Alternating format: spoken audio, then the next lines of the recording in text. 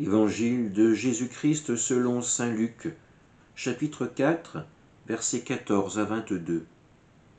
En ce temps-là, lorsque Jésus, dans la puissance de l'Esprit, revint en Galilée, sa renommée se répandit dans toute la région. Il enseignait dans les synagogues, et tout le monde faisait son éloge. Il vint à Nazareth, où il avait été élevé.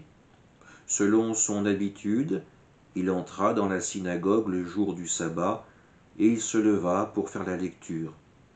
On lui remit le livre du prophète Isaïe. Il ouvrit le livre et trouva le passage où il est écrit « L'Esprit du Seigneur est sur moi, parce que le Seigneur m'a consacré par l'onction.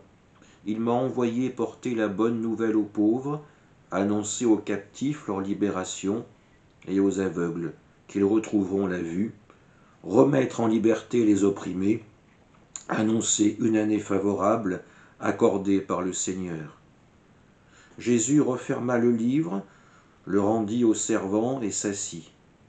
Tous dans la synagogue avaient les yeux fixés sur lui. Alors il se mit à leur dire « Aujourd'hui s'accomplit ce passage de l'Écriture que vous venez d'entendre. » Tous lui rendaient témoignage et s'étonnaient des paroles de grâce qui sortaient de sa bouche. Acclamons la parole de Dieu. Jésus revient dans ce village de Nazareth où il a été élevé. Il retourne dans cette synagogue qu'il a fréquentée durant des années. Et là, on nous le dit, comme à son habitude, il se lève pour faire la lecture et le commentaire de la parole de Dieu.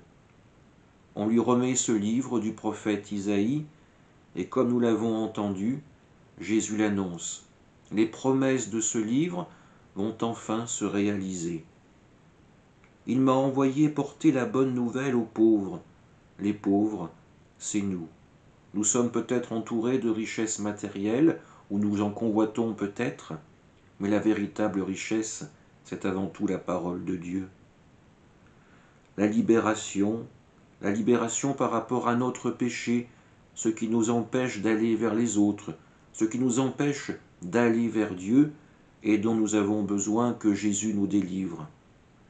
Les aveugles, pour qu'ils retrouvent la vue. Nous sommes bien souvent aveugles à notre propre péché. Nous aimons nous glorifier aux yeux des hommes, mais avouons-le, nous sommes parfois bien pécheurs et bien misérables devant Dieu.